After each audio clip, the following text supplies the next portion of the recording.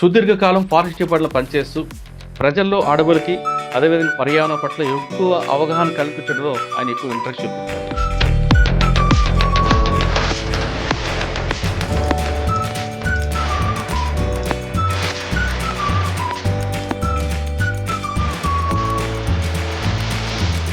పులులు దాని సరౌండింగ్ అదే రౌండ్ చేసుకుంటారు. అవును, ఆ మార్క్స్ ఎలా పెట్టుకుంటుందండి? ఎప్పటికీ ఆ ఏరియాలో పరిఫరీలో తిరుగుతూ ఉంటుంది, అంటే పెట్రోలింగ్ చేస్తుంది. సో వీటి కారణంగా బయట నుంచి వచ్చేటువంటి టైగర్ వేరే ఏదైనా ఉంటే ఇక్కడ ఆల్రెడీ ఈ ఇండైరెక్ట్ ఎవిడెన్సెస్ అంటాం వీటిని చూస్తుంది. అది చూసి అది రాదు ఇక లోపలికి. సార్ ఫుడ్ కోసం మరి దాని బార్డర్ దాటి వస్తుందా? ఒక 10 చదరపు కిలోమీటర్ల పరిధిలోనే దానికి కావాల్సినవన్నీ ఉన్నాయనుకోండి, ఇక అది బయటికి రాదు.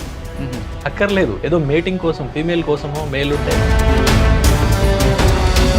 మామూలుగా ఆహారం కోసం వాటర్ కోసం రాదు అది. సార్ ఇప్పుడు సడన్గా టైగర్ మనకు ఎదురైంది అనుకోండి, మనం ఏం చేయాలి? ఎస్కేప్ అవ్వాలంటే రాళ్ళతో కొట్టాలా, కర్రతో కొడతారు? ఏం చేయకూడదు, ఏం చేయకూడదు. చూసి అవి రిట్రీట్ అయిపోతుంది, వెళ్ళిపోతుంది. అడవులు కాపాడితే ఏం జనానికి ఏం బెనిఫిట్, కాపాడిపోతే జనానికి ఏం నష్టం? అంటే అడవులు అంటే చెట్లే. ఆక్సిజన్ మనకు కావాల్సినటువంటి, మనకే కాదు ఏ జీవజాతులకైనా ఆమ్లజని కావాలి కదా. ఆమ్లజన్ ఉత్పత్తి చేసేది చెట్లే. కార్బన్ డైఆక్సైడ్, ప్రతి జీవి కార్బన్ డైఆక్సైడ్ని వదులుతుంది. వదిలినప్పుడు ఆ కార్బన్ డైఆక్సైడ్ని తీసుకొని గాలిని శుభ్రం చేసే పని చెట్లే చేస్తాయి. జీవ వైవిధ్యానికి నిలవులు అనమాట. జీవ వైవిధ్యం అంతా అందులోనే ఉంటుంది. జీవ వైవిధ్యం అంటే అన్ని రకాల జంతువులు, అన్ని రకాల చెట్లు, అన్ని రకాల జాతులు ఉండడం. అడవులు వన్యప్రాణులను కాపాడడంలో ప్రభుత్వాలు పౌరుల బాధ్యత ఏమిటి? అటవీ శాఖ విధి ఏమిటి? అడవుల్ని వన్యప్రాణులు కాపాడడం, ప్రొటెక్షన్ అనేది మా మ్యాండేట్ అనమాట. అది ఉన్నదే అందుకు. చెట్లు నరికివేత, జంతువుల వేట విషయాల్లో చట్టం ఏం చెప్తుంది? చాలా స్ట్రాంగ్గా ఉంటాయి సార్. మీరు వినే ఉంటారు, చాలా పెద్ద పెద్ద పవర్ఫుల్ పీపుల్ కూడా వన్యప్రాణుల వేటలో జైలుకి వెళ్ళిన సందర్భాలు మనం ఎన్నో చూసాం.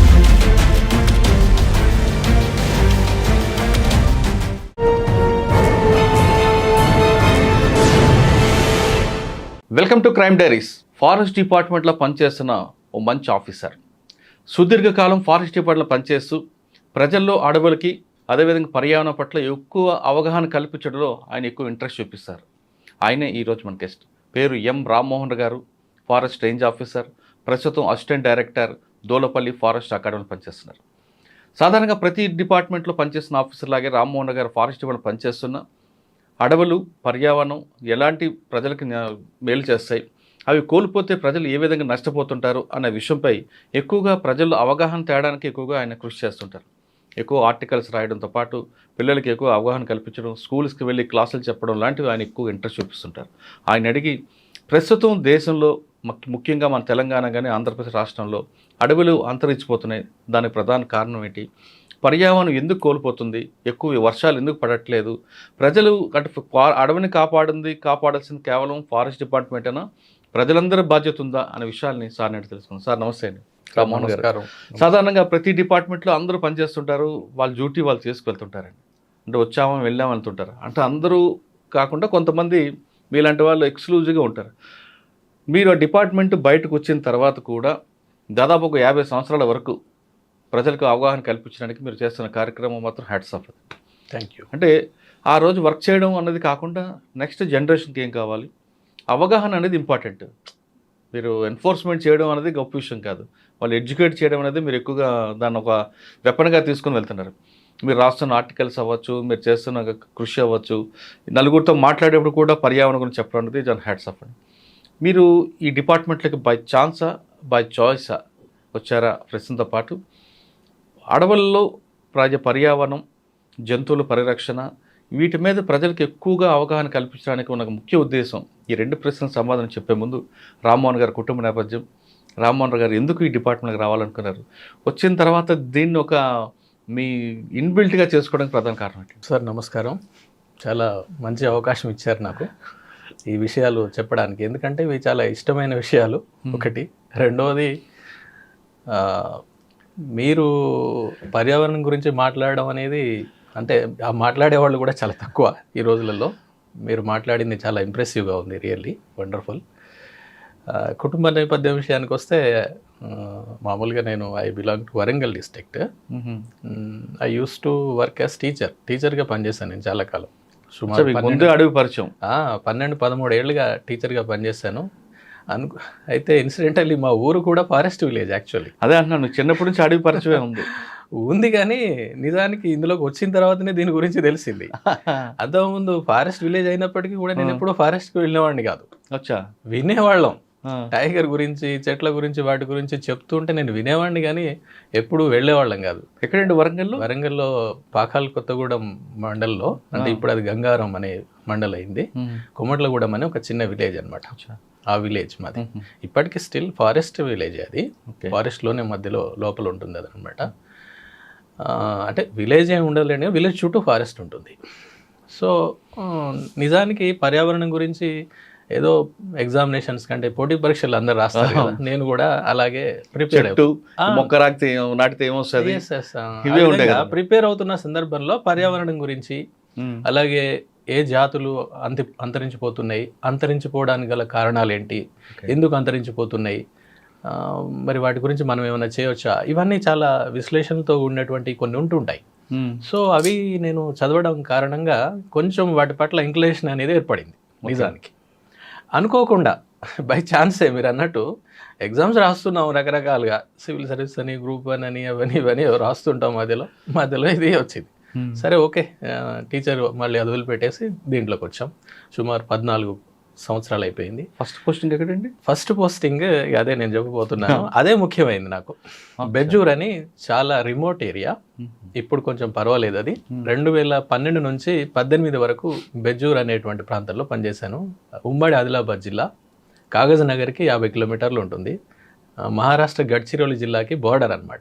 ప్రాణహిత నది యువతల వైపు బెజ్జూరు, అవతల వైపు మహారాష్ట్ర ఉంటుంది. సో ఆ ప్రాంతంలో పనిచేయడం అనేది టర్నింగ్ పాయింట్ రియల్. ఎందుకంటే అక్కడ విషయాలు నేర్చుకున్నాను నేను చాలా వరకు. ఫారెస్ట్ విలేజ్ అయినప్పటికీ, ఫారెస్ట్ నేపథ్యం అంటే ఉన్నప్పటికీ కూడా నేను ఎప్పుడు ఫారెస్ట్కి వెళ్ళేవాడిని కాదు కాబట్టి నాకు తెలియదు దాని గురించి. ఎప్పుడైతే బెజూర్లో పోస్టింగ్ అయిందో, అది ఏంటంటే ఇద్దరం మాత్రమే అప్పుడు తెలంగాణ నుంచి ఉన్నాము జోన్లో. మా జోన్లో అంటే 4 జిల్లాలకి, పాత జిల్లాలు నేను చెప్పేది, దాంట్లో ఉన్న పోస్ట్ అనమాట అదంతా, జోనల్ వైజ్ పోస్ట్. సో అక్కడ నేను పోస్టింగ్ తీసుకోవడం జరిగింది. అంటే వేశారు ఇక వెళ్ళాం, ఇక తప్పదు కదా, మరి వేసిన తర్వాత చేసేదే ఉంది. అంటే అప్పుడు ట్రాన్స్పోర్ట్ కూడా ప్రాబ్లం కదండి, అది చాలా ప్రాబ్లం. అది ఎలా ఉండేదంటే, మీరు సిర్పూర్ కాకినాడ ఒకటి బస్సు, అక్కడ నుండి ఇంకొకటి ఆటోలు, ఇవన్నీ రకరకాల అన్ని వాహనాలు వాడి ఉంటారు, ఎడ్ల బండి సహా. కాకపోతే ఏంటంటే రేంజ్ ఆఫీసర్ కాబట్టి జీప్ ఉంటుంది. జీప్ ఉంటుంది మనకి తప్పనిసరి. ఇప్పుడు కాగజ్నగర్ వరకు ట్రైన్ వెళ్ళి, అంటే ఢిల్లీ రూట్ అనమాట అది కాగజ్నగర్, అక్కడ నుంచి బెజ్జూర్కి వెళ్ళిపోతాం. 50 నుంచి 55 కిలోమీటర్లు ఉంటుంది అది. అంటే 2-3 రూట్లు ఉంటాయి దానికి. అక్కడ వెళ్ళడం అనేటువంటిది, నిజంగా అక్కడ నేర్చుకోవడం అనేటువంటిది, అదే అల్టిమేట్. యాక్చువల్లీ అదే మన ఫౌండేషన్ అనమాట. అంటే నేను అలా అనుకుంటాను. ఎందుకంటే ఒక 2-3 విషయాలు చెప్తాను నేను. ప్రధానంగా అడవులు నాశనం కావడం, పోడు వ్యవసాయం, లేకపోతే ఇంకా అంటే జనాల యొక్క అవసరాల మేరకు అడవిని పూర్తిగా డిస్ట్రాయ్ చేసేసి, నరికేసి పోడు చేసుకోవడం ఒకటి, అడవులు పోవడానికి. రెండవది జంతువుల వేట. విపరీతమైన జంతువులు ఉంటాయి రకరకాలుగా, దుప్పులు, జింకలు, ఈవెన్ ఇప్పుడు టైగర్లకు కూడా రాష్ట్రంలో ఒక అమరాబాద్తో పాటు, అమరాబాద్ నల్లమల్ల ఫారెస్ట్తో పాటు అత్యధికంగా టైగర్లు ఉన్నటువంటి ప్రాంతం కాగజ్నగర్. పక్కన తడోబా కూడా ఉంది కదా. తడోబా ఉండడం దీనికి ప్లస్ పాయింట్. తడోబాలో ఏమైందంటే, తడోబాలో ఉన్నటువంటి ప్రాక్టీసెస్, వన్యప్రాణి మేనేజ్మెంట్ ప్రాక్టీసెస్ చాలా అద్భుతంగా ఉంటాయి. అది అందరూ ఒప్పుకోవాల్సినటువంటి విషయం.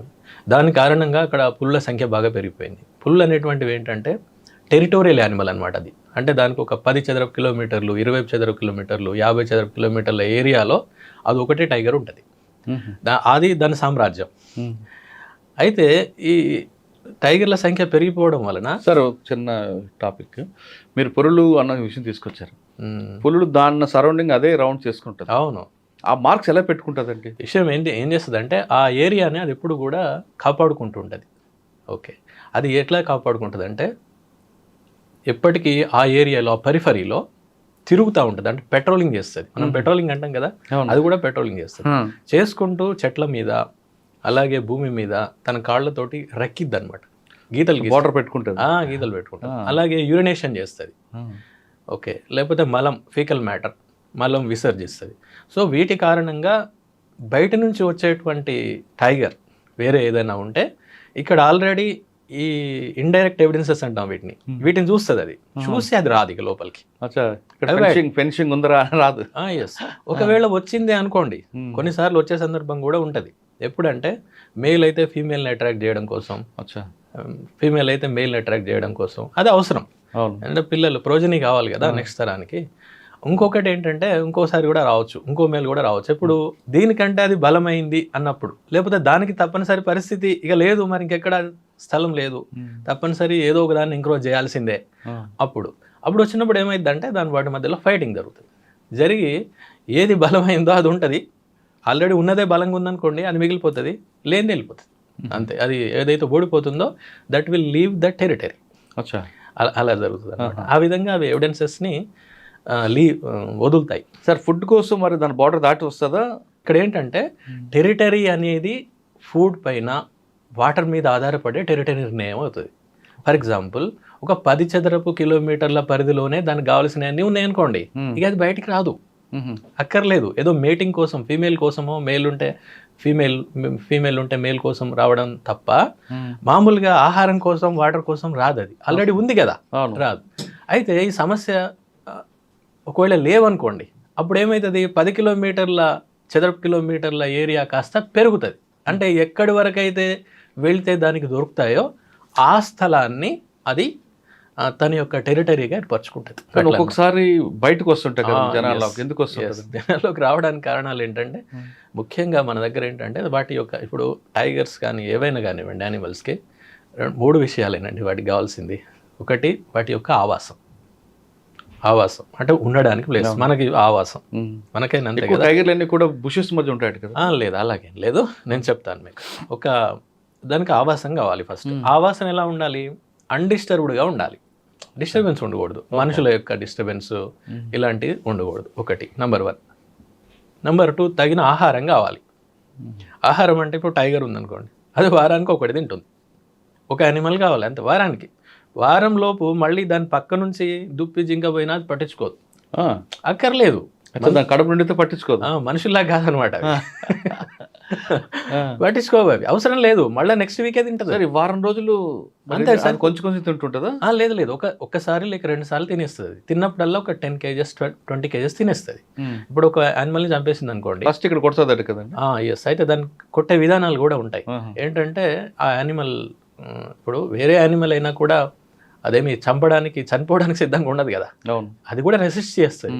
కాబట్టి ఆ రెసిస్ట్ చేసినటువంటి దాన్ని చంపాలంటే టైగర్ అయినా కూడా చాలా చాకచక్యంగా చేయాలి. ఎట్లా పడితే అట్లా చేస్తే దాని గిట్టలు, దాని కొమ్ములు దీన్ని తగిలితే ఇది ఇంజూరీ అయ్యి చనిపోయే అవకాశం ఉంటుంది. ఎందుకంటే ఒకసారి ఇంజూరీ అయిందంటే మనుషులాగా చూడడానికి ఇంకొకరు ఉన్నారు కదా, అది గ్రీవస్ ఇంజురీస్ అంటారు. అంటే ఎక్కువ కనుక పెద్ద ఇంజురీ కనుక అవుతే చనిపోతుంది అది. అందుకని అది చాలా జాగ్రత్త తీసుకుంటుంది. ఏ విధంగా, మన హంటింగ్కి దెబ్బ తగలకుండా. కాబట్టి అది ఏం చేస్తుంది అంటే యానిమల్ని ఫస్ట్ ఇక్కడ పట్టేస్తుంది అనమాట.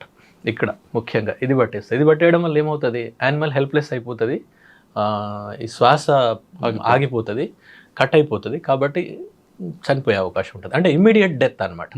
చిన్నగా చనిపోవడం కాదు. చిన్నగా చనిపోవాలంటే టైం ఎక్కువ తీసుకుంది అనుకోండి, అది రెసిస్ట్ చేయడం వల్ల దాని కొమ్ములో గీటలో ఏదైనా తగులుతాయి, దీనికి తగిలిందంటే ఇది ఇంజూర్ అవుతుంది. లేకపోతే వెనక ఈ భాగం, ఎందుకంటే ఇక్కడ చాలా ప్రధానమైనటువంటి నరాలు ఉంటాయి కదా, అంటే దమనులు, సిరలు, వాటిని కొరికేస్తుంది అది. అట్లా వీటిని కొరికేయడం ద్వారా దాన్ని ఇమ్మీడియట్ డెత్కి కారణమవుతుంది అది. అప్పుడు దాన్ని పక్కకు జరిపేసి కొంచెం బుష్ల కన్నా ఏదైనా పక్కకి తీసుకెళ్ళి, అంటే కొంచెం ప్రధానంగా దారి మీదనో ఎక్కడం జరిగింది అనుకోండి, కొంచెం పక్కకి తీసుకెళ్ళి తినేస్తుంది. తినడం సార్ ఇప్పుడు ఇక్కడ ఫస్ట్ ఎక్కడి నుంచో తింటుందా? లేదు, అది ఓపెన్ చేయడం వెనక నుంచి ఓపెన్ చేసి తింటుంది. వెనక భాగం, ఇక్కడ థైస్ భాగం ఉంది కదా, బ్యాక్, ఆ బ్యాక్ దగ్గర ఓపెన్ చేస్తుంది. అంటే టైగర్ యొక్క ప్రధాన లక్షణం అన్నట్టు అది. అలా తిన్నది అని అంటే అది టైగర్. ఎందుకంటే అక్కడే ఆ పార్ట్ నుంచి అంటే అదేంటంటే మోస్ట్లీ ఇప్పుడు మాంసం తింటదండి అంతే. అక్కడ నుంచి స్టార్ట్ చేస్తుంది, మాంసం తింటది, ఇక్కడ ఓపెన్ చేస్తుంది అన్నట్టు అది. ఇప్పుడు పొట్ట ఇదంతా మాంసం ఉండదు కదా, అవన్నీ ఏంటి పొట్ట, పేగులు, అవన్నీ అవి తినదు అది. అదే లెపర్డ్ లాంటివి అంటే ఎట్లా పడితే అట్లనే తింటాయి అవి, వాటి ఆహారపు అలవాట్లు వేరే రకంగా ఉంటాయి. కానీ టైగర్ విషయంలో అట్లా కాదు, మాంసమే తింటది అది. ఈ ఇంటెస్టైన్స్ వీటిని తినదు, వదిలేస్తుంది, తినదు అవి. ఇది మీరు అన్నారు కదా, నేను కరెక్ట్ చెప్తాను. ఎలా అంటే ఇప్పుడు ఒక టైగర్ దాన్ని తినేసింది అనుకోండి, తినేస్తే ఏం తింటుంది, జస్ట్ మాంసం వరకు తినేస్తుంది, మాంసమే అంతే, మిగిలినవి ఏవి తినదు, తినేస్తుంది వెళ్ళిపోతుంది. ఆ ఒక రోజు ఈ రోజు తిన్నది, ఫర్ ఎగ్జాంపుల్ ఒక క్యాటిల్ను లేకపోతే ఒక పెద్ద నీళ్ళగాయ అనుకోండి, మనుబోతు అంటే దాదాపు అది 100-150 కేజీల దాకా వరకు ఈజీగా ఉంటుంది, చాలా పెద్దగా ఉంటుంది. అందులో ఒక 20 కేజెస్ వరకు తినేస్తుంది అది ఒకే రోజు, ఒకసారి ఎట్ ఏ టైం తినేస్తుంది, కూర్చుంటే తినేస్తుంది. తెల్లారి మళ్ళీ వస్తుంది second time or third time, then it will come and it will eat the remaining meat పార్టే క్లియర్గా అంటున్నా నేను, తినేస్తుంది వెళ్ళిపోతుంది.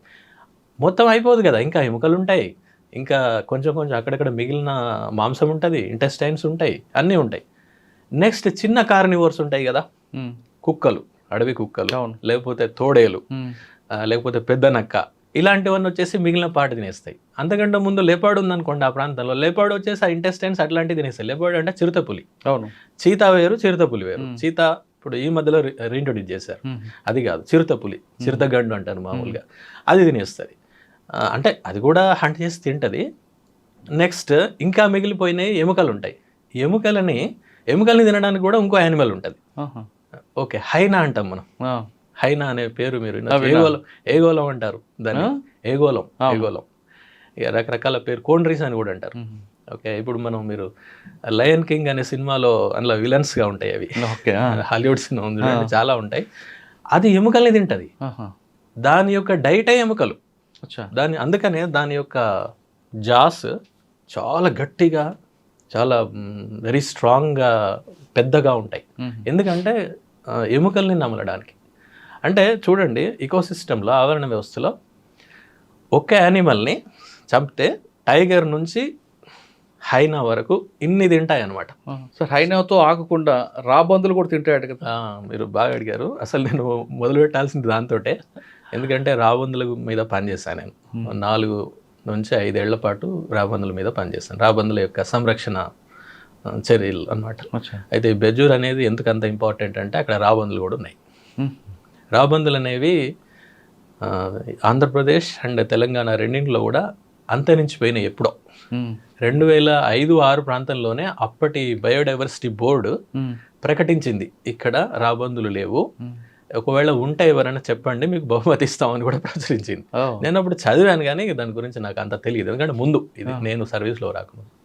కానీ తర్వాత వెళ్ళిన తర్వాత, బెజ్జూర్ పోయిన తర్వాత, ఇట్లా పెద్ద పెద్ద పక్షులు ఉన్నాయి ఇక్కడ అని మాట్లాడుకోవడంగా నేను విన్నాను. మా స్టాఫ్ మాట్లాడుకోవడం, బయట వాళ్ళు మాట్లాడుకోవడం విన్నాం. రాబందులు అంటే చాలా ఇంపార్టెంట్, ఎందుకంటే రాబందులు అనేవి స్కావెంజింగ్ యానిమల్స్ అనమాట. అవన్నీ స్కావెంజర్స్ అంటారు వాటిని. స్కావెంజర్ అంటే మనం మామూలుగా పారిశుద్ధ్యం పని చేసేటువంటి వాళ్ళందరినీ స్కావెంజర్స్ అంటారు కదా. ప్రకృతిలో కూడా స్కావెంజర్స్ ఉంటాయి. ఇప్పుడు నేను ఇందాక చెప్పిన హైనా అనేది కూడా స్కావెంజర్. అది అంటే ఏవైతే మిగిలిపోతాయో, ఏవైతే డిస్కార్డెడ్ మెటీరియల్ ఉంటుందో వాటిని తినేస్తాయి అన్నట్టు. అందుకని మనం కూడా ఏది పడుతుంది చెత్త చెదారం అంత పడేస్తే చేసేవాళ్ళు వాళ్ళు స్కావెంజర్స్. అది చాలా ఇంపార్టెంట్ పని, మనం దానికి విలువనివ్వం ఇప్పుడు. అది అన్నిటికంటే తక్కువగా మనం చూసేది ఇలా కొంతమంది ఉన్నారు కదా, అందులో వీళ్ళు కూడా. కానీ వాళ్ళు చేసేటువంటి పని అన్నిటికంటే గొప్పది. సార్, రాబందులు కనబడితే అదొక అపశకనం అని, రాబందులాగా వచ్చేవరా పీకు తింటావరా అంటుంటారు కదా. అది ఎలా వచ్చిందో నాకు కూడా తెలియదు. దీని మీద నేను ఆర్టికల్స్ కూడా రాశాను. తప్పు అలా అనుకోవడం. పీక్కు తింటారంటే మనుషులు పీక్కు తింటారు కానీ రాబందులు పీక్కు తినవు. అంటే రాబందులు ఒక పులి చంపిన దీన్ని రాబందుల వరకు వస్తాయి. Yes sir. అయితే దానివల్ల అడవి కూడా ఎస్ సార్. అయితే ఏంటంటే ఇదివరకు ఏం జరిగేదంటే ఎక్కడైనా కూడా రాబందులు, మీరు కూడా చిన్నప్పుడు చూస్తుంటారు, నేనైతే చాలా చూశాను మా చిన్నప్పుడు. పశువులు కనుక చనిపోతే ఆ ఊరవతలు పడేసేవాళ్ళు ఎప్పుడు కూడా. ఇది చాలా కామన్ సీన్ అది మా చిన్నప్పుడు. 80లలో కూడా నేను చాలా చూసాను, 80లు 90లలో. అది వచ్చేసేటి అవి జస్ట్ విదిన్ మినిట్స్, మనం పడేసిన నిమిషాల్లో వచ్చేస్తాయి. అవి వచ్చేసి నిమిషాల్లోనే తినేస్తాయి, మొత్తం తినేసి వెళ్ళిపోతాయి పశువులు. అలాగే అడవుల్లో వాటి పాత్ర ఏంటంటే, అడవుల్లో కూడా కొన్ని చనిపోతాయి కదండి ఆటోమేటిక్గా. అన్ని యానిమల్స్ టైగర్లే, లెపర్డ్సే చంపడం, కొన్ని ఎలాగో చనిపోతాయి.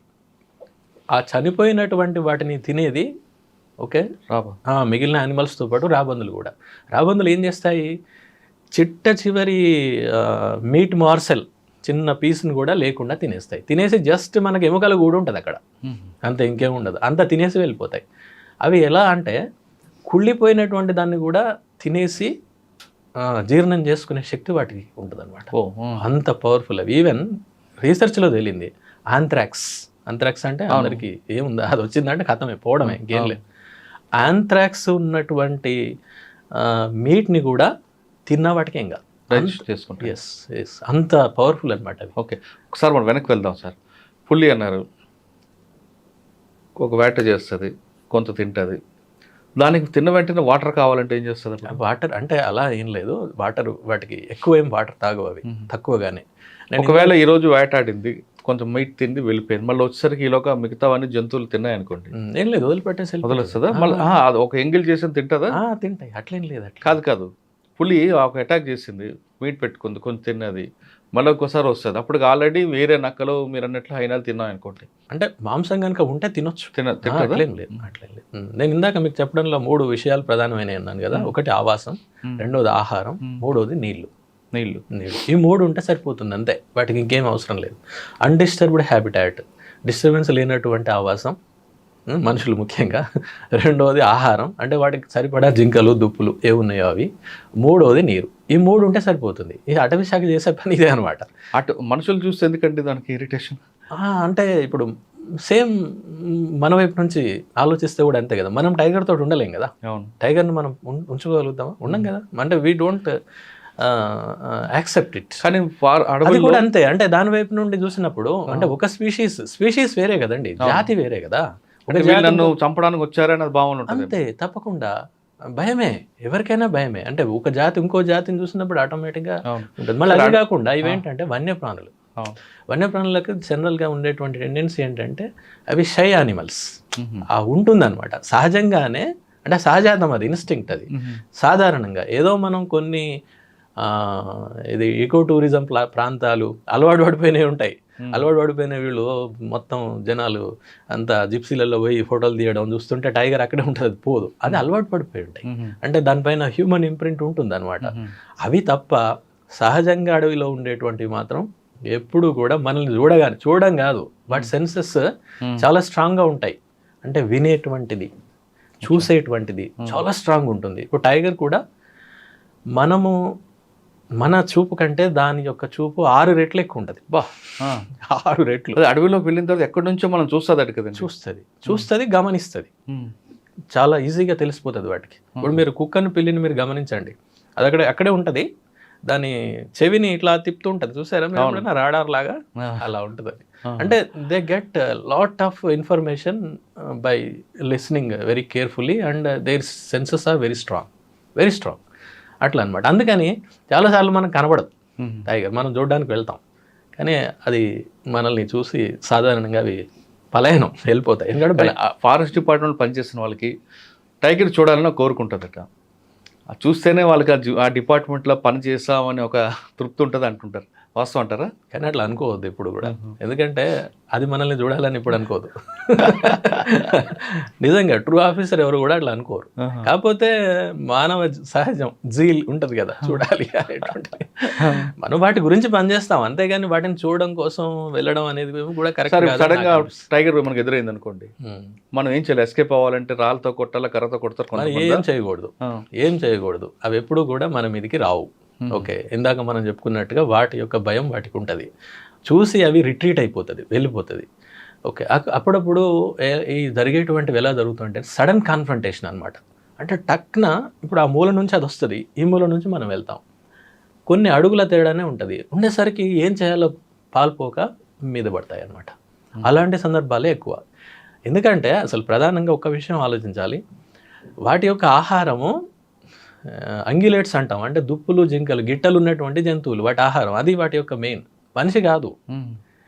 మనిషి ఆహారం అయితే మనుషులు మిగిలేవాళ్ళ? మిగిలేవాళ్ళు కాదు కదా, కాదు, వాటిని తింటుంది అది. ఇలా మరణాలు లేకపోతే ఇంజురీస్ జరగడానికి కారణం ఏంటంటే సడన్ కాన్ఫ్రంటేషన్.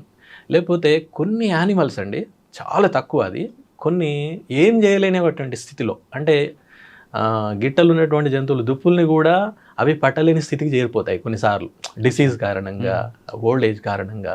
అవి కొన్నిసార్లు ఇట్లా మ్యాన్-ఈటర్గా మారుతాయి. అట్లాంటి వాటిని మ్యాన్-ఈటర్ అంటారు. కానీ అట్లాంటివి రేర్. అది ఒకవేళ అలాంటివి ఉంటే మనం వన్యప్రాణి చట్టం 1972 ప్రకారం చీఫ్ వైల్డ్ వార్డెన్ అని ఉంటారు. అంటే ఇక్కడ ఉన్న వన్యప్రాణుల మొత్తానికి ఫారెస్ట్ డిపార్ట్మెంట్లో his the boss. He will give orders to shoot it. అచ్చా, అంతే, ఏం లేదు అందులో. ఎందుకంటే జాతి యొక్క సంరక్షణ ఇంపార్టెంట్. ఇక్కడ మ్యాన్ ఈటర్ అని ఎలా మనం ఐడెంటిఫై చేయాలి? దానికి కూడా ప్రోటోకాల్స్ ఉంటాయి. ఇష్టం ఉన్నట్టుగా చేయడం కాదు. ఓ పలానా పులి ఇలా మారింది అని అంటే నిజంగా అదే జరిగిందా దాన్ని, ఎందుకంటే అన్నీ ఒకేలాగా ఉంటాయి. అవును. వాటికి ఏం చేస్తారు, కెమెరా ట్రాపింగ్ చేస్తారు. అంటే ఇట్లా ఇప్పుడు మీరు ఎలాగైతే కెమెరాలు పెట్టారో మేము అడవిలో కెమెరాలు పెడితే ఆ దారిలో వెళ్తున్నప్పుడు అది ఇన్ఫ్రారెడ్ రేస్ తోటి యాక్టివేట్ అయ్యి కొన్ని అది ఇమేజ్ క్యాప్చర్ చేస్తుంది. చేసినప్పుడు దాని మీద ఉండే లైన్స్ ఉంటాయి, వాటిని మేము స్ట్రైప్స్ అంటాం. స్ట్రైప్స్, ఆ స్ట్రైప్స్ ఒకదానికి ఉన్నది ఇంకో దానికి ఉండదు ప్రపంచంలో దేనికి కూడా. మనకు ఫింగర్ ప్రింట్ ఎట్లానో దానికి అట్లా. అవునా? అట్లా మూడే కనిపిస్తుంటాయి. మూడు కాదు, ఆరెంజ్ ఆరెంజ్ ఉంటుంది కదా, బ్లాక్ లైన్స్ ఉంటాయి, ఆరెంజ్ ఉంటాయి. ప్యాటర్న్ ఎట్లా ఉంది, వంకలు ఉందా, నిలువుగా ఉందా, అడ్డం ఎట్లా తేడా ఉంటాయి అవి. తేడా ఉంటుంది. ఆ అడ్డంగా ఉండవు, అన్నీ ఇట్లా నిలువుగా ఉంటాయి. ఆ ఉన్నటువంటి ప్యాటర్న్ నేను మీకు చెప్పాను కదా, యూనిక్ అనమాట.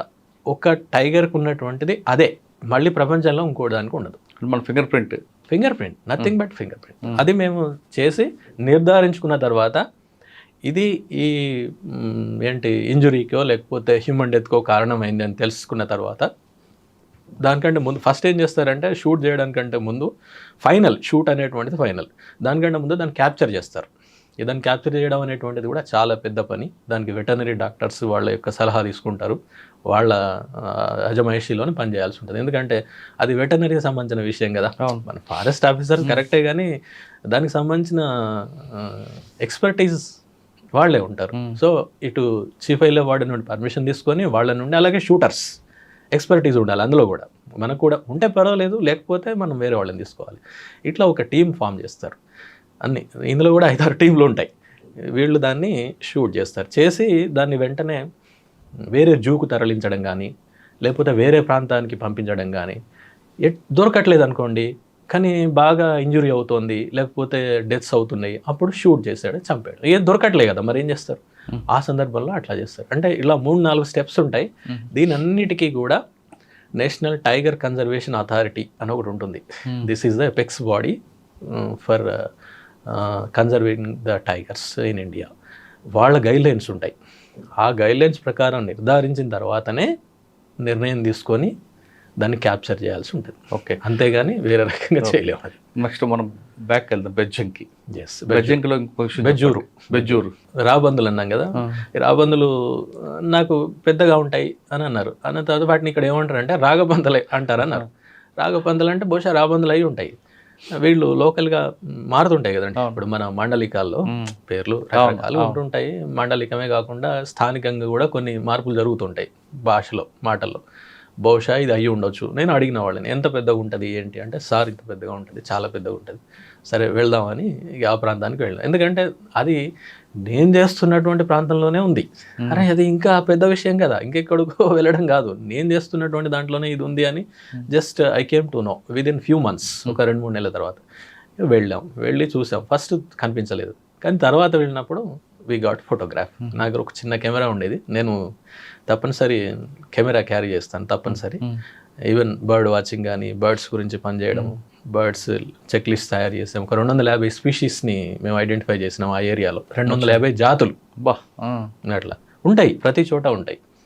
సో ఆ విధంగా నేను మొదలు పెట్టడం దీంతో అయిందనమాట. ఇక వెళ్ళిన తర్వాత చూసిన తర్వాత ఇంకేముంది, అది పెద్ద న్యూస్. అది హిందూలో చాలా పెద్ద న్యూస్. మీరు ఇప్పుడు బెజ్జూర్ ఫారెస్ట్ అని కొడితే మీకు హిందూ పేపర్లో 30-40 స్టోరీస్ వస్తాయి హిందూలో. అంటే I use to have contacts with Hindu correspondents. ముఖ్యంగా ఇక్కడ చెప్పాల్సింది హర్పాల్ సింగ్ గారు, అక్కడ ఉమ్మడి ఆదిలాబాద్ చూసేవాళ్ళు. ఆయన రిటైర్ అయిపోయారు నౌ హిందూ నుండి. ఆయన దీనికి కావాల్సిన ప్రచారం అంతా తీసుకొచ్చి పెట్టారు. లేకపోతే ఆయన అంత పెద్ద లెవెల్లో, నేషనల్ లెవెల్లో దాన్ని న్యూస్ చేయలేకపోతే జనానికి తెలిసేది కాదు. అంతే కదా. మీరు ఏదైనా ఇప్పుడు మీ ద్వారా తెలుస్తుంది, జనానికి తెలుస్తుంది. తెలవడం అనేది చాలా ఇంపార్టెంట్. మీరు ఇందాక అన్నారు కదా, అవగాహన, ఇది చాలా అంటే చాలా ఇంపార్టెంట్. అక్కడనే చాలా వరకు ఆగిపోతాయి నేరాలు, అక్కడే ఆగిపోతాయి. ఏవైనా కూడా తెలిసిన తర్వాత హాని చేయరు, చాలా వరకు తెలియకనే చాలా వరకు జరుగుతుంటాయి. తెలిసి కూడా చేశారంటే ఇక అప్పుడు చట్టం తన పంచాంతం చేసుకోవాలి, అంతే. ఇక అది ఉంటుంది. అయితే అక్కడ ఇది తెలిసిన తర్వాత నేను హర్పాల్ సింగ్ గారు కూడా చెప్పాను, లోకల్గా ఉన్నటువంటి వాళ్ళకి చెప్పేస్తే అది చాలా పెద్ద న్యూస్. ఆ తర్వాత మా డిపార్ట్మెంట్ నుంచి కూడా మేము మంచి పై అధికారులు, సీనియర్ ఆఫీసర్స్ వాళ్ళందరి సహకారంతో సంరక్షణ కార్యక్రమాలు, వాటి యొక్క సంఖ్యను పెంచడం ఎట్లా అనే దాని మీద చేసాం. ఈవెన్ దాని గురించి స్టడీ చేసాం బాగా. దేశంలో అంటే అది ముఖ్యంగా వాటి సంఖ్య ఏమైందంటే 97 నుంచి 99% వాటి యొక్క సంఖ్య జనాభాలు తగ్గిపోయాయి ప్రపంచవ్యాప్తంగా, ముఖ్యంగా మన ఇండియన్ సబ్ కాంటినెంట్లో. ఎందుకు అంటే డైక్లోఫినాక్ అనే మందు ఉంటుంది, అది పశువులకు వేసేవాళ్ళు. ఆ పశువులకు వేయడం అనేది 80లలో ఎక్కువైపోయింది. అంతకుముందు అంత వేసేవాళ్ళు కాదు జనాలు. ఇది వేసినప్పుడు ఏమైందంటే, అయితే ఇప్పుడు అన్ని డైక్లోఫినాక్ ఎందుకు వేస్తాం, అదొక పెయిన్ కిల్లర్. దానికి జబ్బు చేసినప్పుడు, జ్వరం వచ్చినప్పుడు క్యాటిల్కి వేస్తారు, పశువులకు.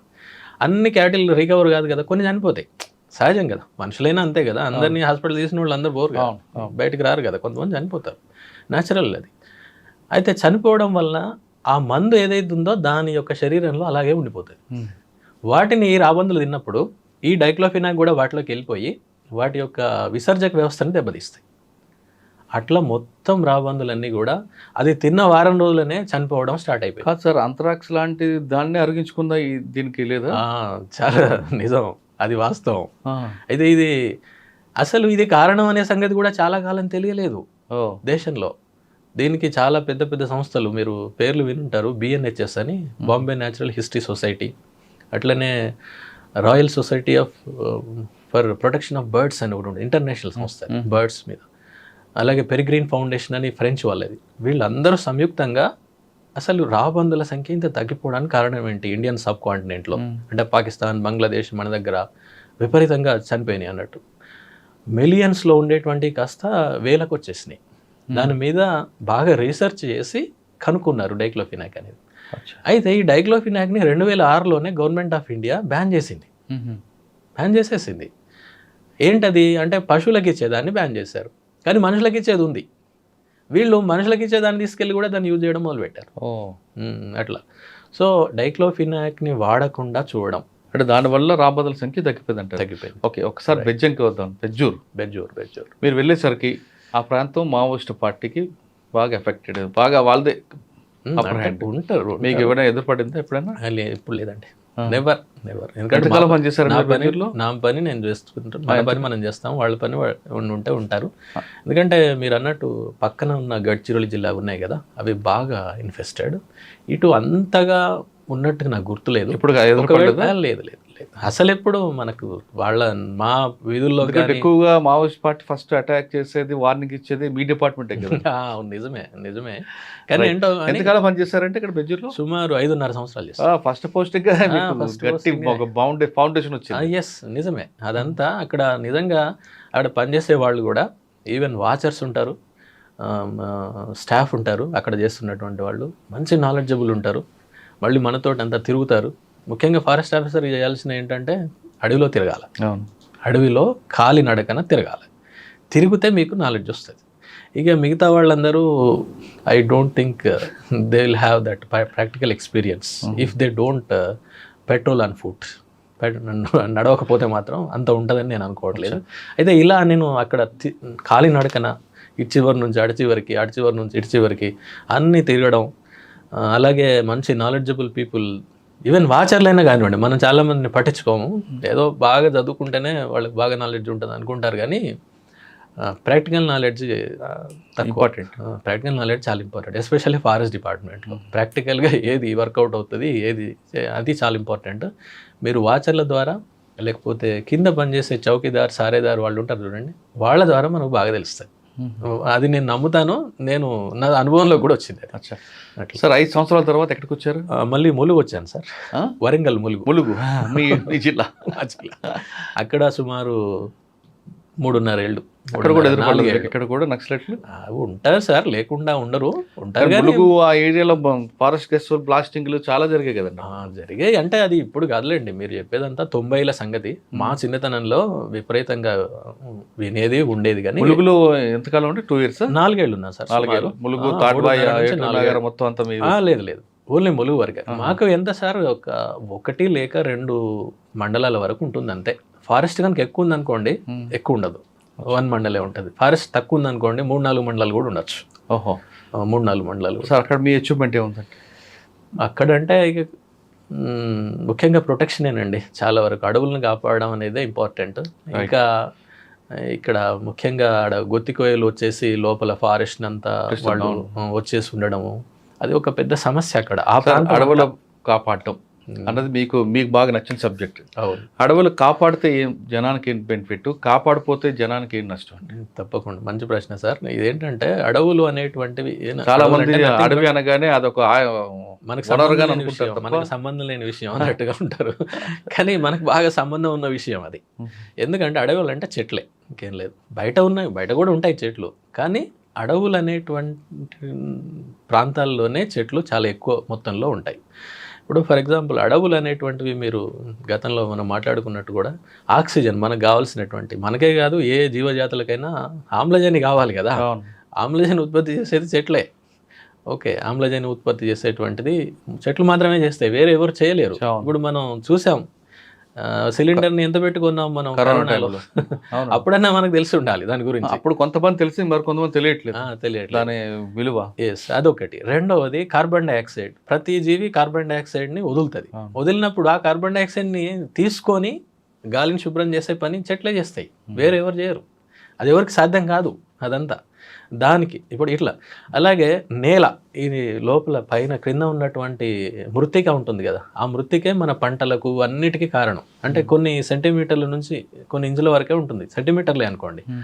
ఆ సెంటీమీటర్ల మేరకు ఉన్నటువంటి మృత్తికే మొక్కలు పెరగడానికి, ముఖ్యంగా పంటలు పండడానికి ప్రధాన కారణం. చెట్లే లేవనుకోండి, అది కొట్టుకుపోతుంది. వేల సంవత్సరాలుగా, మిలియన్ల సంవత్సరాలుగా ఏర్పడినటువంటి మృత్తిక చెట్ల యొక్క ఆచ్ఛాదన కనుక పైన లేకపోతే అది కొట్టుకుపోతుంది. అది కొట్టుకుపోయిందంటే మనం ఎన్ని కష్టాలు పడ్డా కూడా పంటలు పండవు. ఓకే, అంతేకాదు ఫారెస్ట్ ఏంటంటే జీవ వైవిధ్యం అంటాం కదా, జీవ వైవిధ్యానికి నిలవులు అనమాట. జీవ వైవిధ్యం అంతా అందులోనే ఉంటుంది. జీవ వైవిధ్యం అంటే అన్ని రకాల జంతువులు, అన్ని రకాల చెట్లు, అన్ని రకాల జాతులు ఉండడం. ఎందుకంటే ఒకదానికొకటి లింక్ అయి ఉంటాయి. ఇప్పుడు మీకు ఇందాక ఫారెస్ట్ ఈకోసిస్టంలో ఒక జంతువు చచ్చిపోతే ఒకదాని మీద ఒకటి ఏ విధంగా ఆధారపడి ఉంటుందో నేను ఒక ఉదాహరణ చెప్తాను. ఇందాక రాబందులదే. ఫర్ ఎగ్జాంపుల్ రాబందులే లేవనుకోండి, ఏమవుతుంది?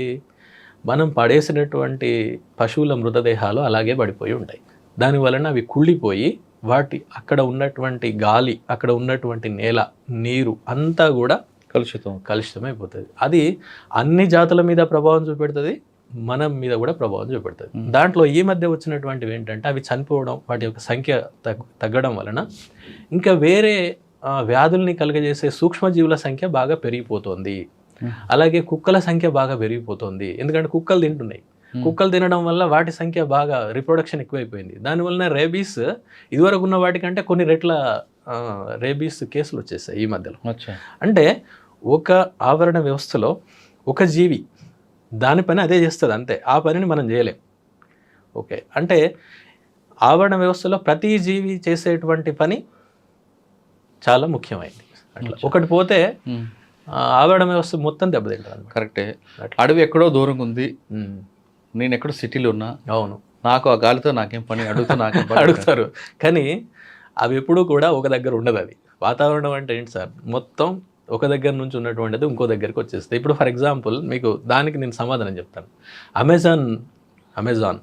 అమెజాన్లో జరిగినటువంటి అడవులు ఆ మధ్యకాలంలో విపరీతంగా కార్చిచ్చులు అంటాం కదా, ఫారెస్ట్ ఫైర్స్ పోతే అమెరికా లాంటి దేశాలు కూడా వాటి పట్ల చాలా స్పందించి వాటిని వెంటనే ఆర్పేయాలి, వాటిని కాపాడాలి అని చెప్పేసి అక్కడ ఉన్నటువంటి దేశాల మీద చాలా ప్రెషర్ తీసుకొచ్చాయి. ఎందుకు?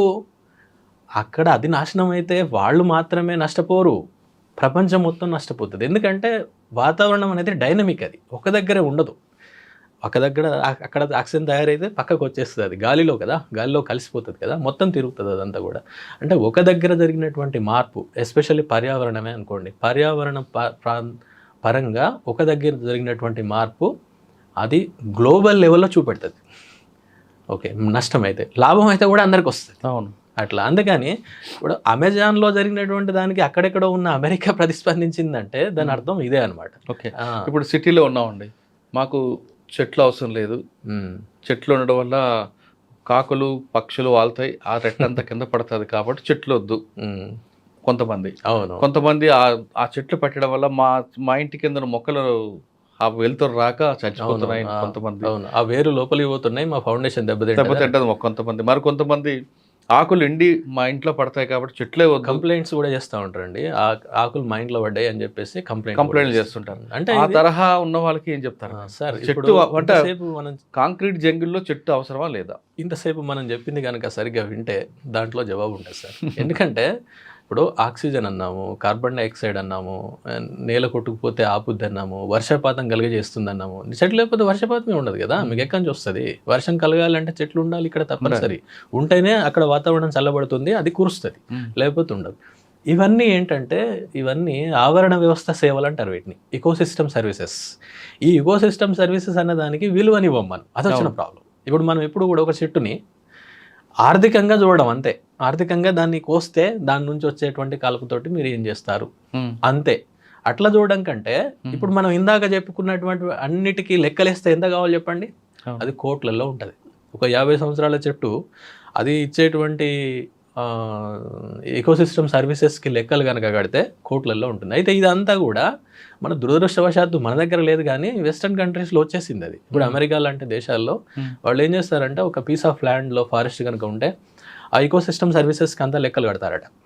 లెక్కలు కట్టేసి ఆ పక్కన ఉన్నటువంటి కమ్యూనిటీ ఎవరైతే దాన్ని నుంచి బెనిఫిట్ పొందుతున్నారో వాళ్లకు ట్యాక్స్ రూపంలో లేక సెస్ ఏదో అంటారు కదా, దాని మీద వేసేసి అక్కడ నుంచి తీసుకొని మళ్ళీ దాన్ని డెవలప్ చేయడం కోసం ఉపయోగిస్తారు. సార్, ఇంటి ముందు మొక్కలు పెట్టుకుంటారు కొంతమంది. అవును. దానివల్ల పర్యావరణం ఉంటుందా, ఆక్సిజన్ వస్తుందా, లేదు ఇంటి ముందు షోక్ అయినా? తప్పకుండా వస్తుంది, ఏదైనా వస్తుంది. అయితే ఇందులో ఏంటంటే సార్ కొన్ని ఎస్థెటిక్ సెన్స్ కూడా కొన్ని ఉంటాయి. ఫర్ ఎగ్జాంపుల్ రోడ్లు వెంట మనం అవెన్యూ ట్రీస్ అని పెడతాం, అంటే చూడడానికి అందంగా ఉంటుంది అనిపించడం.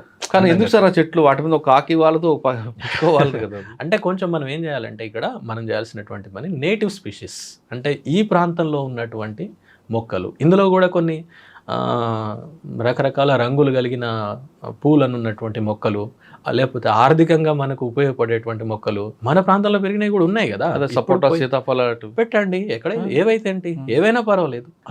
ఆ చెట్లు పెట్టడం వల్ల వేర్లు భూమిలోకి వెళ్ళిపోయి కింద ఉన్న పిల్లర్లను చుట్టి మొత్తం పడిపోతాయని అట్లా ఏం లేదు సార్. ఇప్పుడు పెద్ద చెట్లు ఏంటంటే ముఖ్యంగా ఫైకస్ జాతులు ఉంటాయి, మర్రి లాంటివి, అవి బాగా బలంగా ఉంటాయి. కానీ మిగిలినవి అంతగా ఉండవు, అంత పెద్దగా. మీరు ఎప్పుడైనా చెట్టు కూలిపోయినప్పుడు చూడండి దాని యొక్క వేర్లు ఎంత పెద్దగా బలంగా ఉన్నాయో, అంత పెద్దగా ఏమి ఉండవు. మనం అనుకుంటాం చెట్టు ఇంత పెద్దగా 10-20 మీటర్లు ఉంది కదా, నిజంగా దాని యొక్క వేరు కూడా 20 మీటర్లు ఉందేమో, అట్లా ఉండదు. అది జస్ట్ మీకు 2 మీటర్ల కంటే ఎక్కువ ఉండదు, దేనిదైనా ఎక్కువ ఉండదు. మరి కొంతమంది డౌట్ అండి, మొక్కలు నీళ్ళు పోస్తాం, మొక్కలకి ఒక రోజు నీళ్ళు పోయిపోతే ఎండిపోతుంటాయి, కానీ వృక్షాలకి రోజు ఎవరు నీళ్ళు పోయారు. అవును. మరి ఆ వాటర్ ఎక్కడి నుంచి వస్తుంది? అవి ఎస్టాబ్లిష్ అయిపోతాయి లోపల ఉన్నటువంటి మాయిశ్చర్ని అవి ఎప్పటికీ తీసుకుంటాయి అన్నమాట. ఇంకొకటి మీరు ఇందాక మనం చెప్పుకున్న ఎకోసిస్టమ్ సర్వీసెస్లో ఈ భూగర్భ జలాలని వాటిని సరిగ్గా ఉంచే విధంగా, వాటర్ టేబుల్ అని మనం అంటాం కదా, వాటిని సరిగ్గా ఉంచే విధంగా చూసేవి కూడా చెట్లే. ఒకవేళ మీకు అక్కడ ఏమి చెట్ల యొక్క ఆచ్ఛాదన లేదనుకోండి, వర్షం పడదు. వర్షం పడకపోతే లోపలికి పోదు కదా, ఏది పోయేది లేదు కదా అక్కడ. సో ఒకవేళ వర్షం పడ్డా కూడా మొత్తం రన్ ఆఫ్, మొత్తం అంతా బయటకు వెళ్ళిపోతాం. అదే చెట్లు ఉన్నాయనుకోండి ఏమవుతుంది, చిన్నగా వెళ్తుంది. దీనికి ఒక అటవీ అధికారి చెప్పిన ఒక చిన్న ఎగ్జాంపుల్ మీకు చెప్తాను. ఇప్పుడు మనకు అంతా జుట్టు ఉందనుకోండి, కొంచెం నీళ్లు పోసాం, ఏమవుతుంది? వెంటనే కారో ఏం లేదు గుండె అయిపోయింది, మనం పోసాం, ఏమవుతుంది? వెంటనే మీరు ఏ డ్రాప్ కూడా అక్కడ ఆగుదా? అంటే కామన్ మ్యాన్కి తెలిసే విధంగా ఆయన ఒక చిన్న వీడియో కూడా నేను చూసా. అది చాలా అంటే స్ట్రైట్గా వెళ్ళిపోయింది విషయం. మనం దాని గురించి పావుగంట మాట్లాడాల్సిన అవసరం లేదు, సింపుల్గా. ఈ విధంగా చెట్ల యొక్క వేళ్ళు ఈ మాయిశ్చర్ని పట్టి ఉంచుతాయి అన్నమాట. సో వచ్చే వర్షం కూడా ఆ నీటిని ఒడిసి పట్టుకునేటువంటిది, అలాగే భూమిలోకి ఇంకే విధంగా చూసేటువంటిది చెట్లే చేస్తాయి. అందులో అడవే చేస్తుంది, వేరే ఏవి చేయవు. కాబట్టి ఎక్కడైతే అడవి ఉండదో అక్కడ మీకు భూగర్భ జలాలు కూడా తక్కువ ఉండే అవకాశం ఉంటుంది. అంటే ఎక్కడైనా సరే అడవిని పోషించాలి, మనం కాపాడాలి మనం. తప్పకుండా. సార్, ములుగు నుంచి ఎక్కడికి వచ్చారంటే? ఇక ఇప్పుడు ప్రస్తుతం ములుగు నుంచి ఇక్కడికి వచ్చేస్తాను అంతే. నేను 10 ఏళ్ల పాటు ఫారెస్ట్లో చేశాను, పూర్తిగా ఫారెస్ట్ అంటే ఫారెస్టే. ఇక తర్వాత ఒక 2 ఇయర్స్ అయింది సార్ ఇక్కడికి వచ్చి. 2 ఏళ్ల నుండి ఇక్కడ ఏంటంటే ట్రైనీస్ ఉంటారు అంతా, అంటే మా beat officers, section officers, even range officers కూడా ఉంటారు వేరే రాష్ట్రాల నుంచి వచ్చినటువంటి వాళ్ళు. సో ఇక వీళ్ళ గురించి ఇక్కడ ఏంటి ట్రైనింగ్ ఇవ్వడం వాళ్ళకి, అంటే నేననే కాదు చాలా మంది ఉంటారు, మీరు ఓ 20 మంది ఉంటారు, 15 నుంచి 20 మంది సార్. అందులో అయితే కొన్ని ప్రశ్నలు ఉన్నాయి, ఒక్కొక్క దానికి మీరు కొంచెం బ్రీఫ్గా చక్కగా అందరికి చెప్పాలి. ఓ 10 ప్రశ్నలు ఉంటాయి, ప్రయత్నం చేస్తాను సార్. చెప్పండి. ప్రస్తుత పరిస్థితుల్లో పర్యావరణం, అడవుల పాత్ర ఏంటి, అడవుల వల్ల లాభాలేంటి? ఎస్ సార్, ఇప్పుడు ఇందాక నేను చెప్పినట్టుగా ఇంకా గతంతో పోలిస్తే ఇప్పుడు పర్యావరణం పాత్ర చాలా పెరిగింది, ఎందుకంటే నాశనం అయిపోతుంది కాబట్టి అందరూ కూడా దాన్ని పరిరక్షించాలి. మీరు అన్నట్టు ఇందాక కేవలం అటవీ శాఖ పాత్రే కాదు, అందరూ చేయాల్సినటువంటిది. అటవీ శాఖ వాళ్ళు మొత్తం ఇంత పెద్ద ఫారెస్ట్ని కాపాడడానికి ఉండేవాళ్ళు ఒక 5,000 మంది కంటే ఎక్కువ ఉండరు సార్, 5,000 మంది మాత్రమే ఉంటారు. అంతేకాకుండా కమ్యూనిటీ యొక్క తోడ్పాటు లేకుండా మనం ఏం చేయలేం. ఇప్పుడు ఫర్ ఎగ్జాంపుల్ ఒక ప్రాంతంలో నేను పనిచేశాను, అక్కడ 260 చదరపు కిలోమీటర్ల మేర ఫారెస్ట్ ఉంటుంది, 26,000 హెక్టార్లు. ఓకే, 26,000 హెక్టార్లను 12 మంది, 5,000 మొత్తం రాష్ట్రానికి చెప్పాను సార్. మేము ఉండేది 12 మంది ఉండేవాళ్ళం అప్పుడు. 12 మంది మేము ఎట్లా కాపాడతాం అంటే, సరే లా ఇంప్లిమెంటింగ్ అదంతా తర్వాత సంగతి, అది చేయొచ్చు, అది చేయడం కాదు, కానీ ఏంటంటే జనాల యొక్క తోడ్పాటు అది లేకుండా మాత్రం మనం చేయలేము. అన్ని చోట్ల చేయాలి అది, విలేజెస్, ఫారెస్ట్ విలేజెస్ అనే కాదు, ఈవెన్ మీరు అన్నట్టు అర్బన్ ఏరియాస్లో కూడా అందరూ చేస్తేనే అవుతుంది. ముఖ్యంగా ఈ అడవుల నిర్మూలన, ఇప్పుడు వ్యవసాయం కోసం ఈ జనాభా బాగా పెరిగిపోవడము, ఇప్పుడు ఇదివరకు ఏదో 30-40 కోట్లు స్వతంత్ర టైంలో ఉన్నటువంటిది కాస్త ఇప్పుడు మొత్తం ఇంత వచ్చేసరికి భూమి అయితే పెరగలేదు కదా, అందుకని అడవులు నాశనం అయిపోతున్నాయి. నెంబర్ 2, ఆవరణ వ్యవస్థలో మానవుడి స్థానం ఏమిటి? ఎస్ సార్, ఇక్కడ ఏంటంటే ఆవరణ వ్యవస్థ అనేటువంటిది అన్ని జీవజాతులు ఉండేటువంటివి ఒకదాని మీద ఒకటి ఆధారపడి ఉంటాయి. ఇందాక టైగర్ ఎగ్జాంపుల్ చెప్పాను కదా, అట్లా మనిషి అనేటువంటి వాడు కూడా అందులో ఒక భాగం. అంతేగాని ఆవరణ వ్యవస్థ మీద ఉండడు మనిషి, కానీ మనమేమో మీద ఉన్నట్టు మిగతా వాటి మీద అందరి మీద పెత్తనం చేస్తున్నట్టు మనం అనుకుంటున్నాం.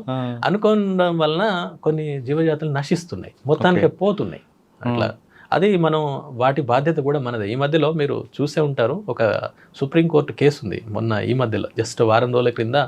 ఒక ల్యాండ్ అది ఫారెస్ట్ భూమి అని చెప్పేసి మనకు వేరే వాళ్ళు మాది అని కోర్టుకు వెళ్ళారు, కాదని చెప్పేసి చెప్పింది. చెప్పడంతో పాటు ఏమందంటే, మనిషి అనేటువంటి వాళ్ళు, మనిషి తనకున్నటువంటి మేధో సంపత్తిని మిగతా జీవజాతులకు వాటి యొక్క సంక్షేమానికి కూడా ఉపయోగించాలి అని చెప్పింది అనమాట. అంటే అంతే కదా, మిగిలిన వాటన్నిటికంటే ఇంటెలిజెంట్ కదా మిగతా జాతుల కంటే. సో అది మన బాధ్యత అనమాట అందరూ. నెంబర్ 3, అడవులు దెబ్బతీయడానికి ప్రధాన కారణాలు ఏమిటి? ముఖ్యంగా సార్, ప్రధానంగా ఈ ఒకటి ఇందాక అన్నాను కదా, వ్యవసాయం కోసం చెట్లను కొట్టేసి మొత్తం భూమి ఎంత అడవి ఎంత సాఫ్ చేసేసి ఎక్కువగా చేస్తున్నటువంటి సందర్భాలు ఉన్నాయి, చాలా చోట్ల ఉన్నాయి అన్నమాట. సో అది బాగా పెద్ద కారణం, ప్రధానమైనటువంటి కారణం. అది పోడు వ్యవసాయం కావచ్చు, లేకపోతే ఛత్తీస్గఢ్ నుండి వచ్చిన కొన్ని ప్రాంతాలు, ముఖ్యంగా గోదావరి బెల్ట్లో వాళ్ళు గొత్తికోయాలని ఉంటారు, వాళ్ళు అటువైపు కొంచెం ప్రాబ్లం ఉంది అక్కడ, ఆ శాంతి భద్రత సమస్య, ఏదో సమస్యలు ఉన్నాయి అక్కడ. వాళ్ళు లేకపోతే వాళ్ళు ఇటువైపు ఎందుకు వస్తారు, ఇటు వచ్చేసి వాళ్ళు అడవిలో చేరుతారు.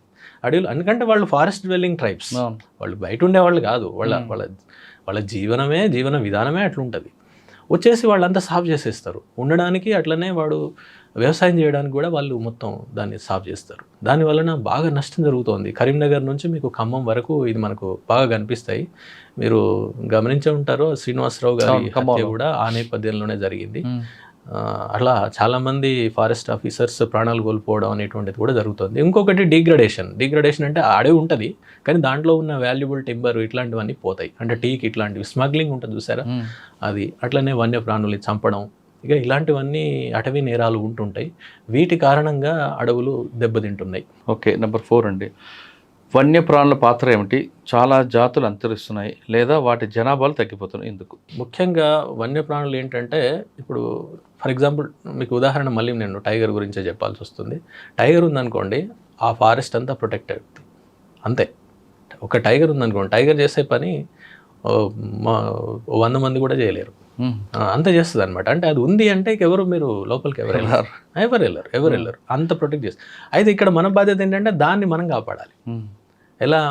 ఇప్పుడు రకరకాలుగా మీరు దాంట్లో ఉన్న నెక్స్ట్ క్వశ్చన్ అదే ఏంటంటే, చంపుతుంటారు. ఏది రకరకాల పద్ధతులు చంపుతుంటారు. ఈవెన్ టైగర్ అనేది కూడా చంపడానికి వెనుకాడరు. ఎందుకంటే టైగర్ అనేది చాలా దాని స్కిన్, దాని అన్ని నెయిల్స్, ముస్టాష్, ఇవన్నీ ప్రతి ఒక్కటి విబ్రియా అంటారు, అవన్నీ కూడా ప్రతి ఒక్కటి చాలా వాల్యుబుల్. అంటే జనాలు అట్లా ఉంది. అంటే దాని చుట్టూ నిజానికి అవన్నీ మిత్స్ అండి, అవి మూఢనమ్మకాలు. ఇప్పుడు టైగర్ గోరు మెడలో వేసుకుంటే ఏదో అనుకుంటారు, ఏమి కాదు. పులి చర్మ మీద కూర్చొని జపం చేస్తే ఎవరు వస్తారంటారు కదా. ఇప్పుడు గోరు ఉంది కదా, ఈ గోరులో ఉన్నటువంటి పదార్థం ఓకే కెరాటిన్ అని ఉంటుంది. ఓకే, ఆ కెరాటిన్ అనేటువంటిది మనం కట్ చేసి దీన్ని ఏం చేస్తాం, డస్ట్బిన్లో ఇస్తాం, అంతేనా? అవును.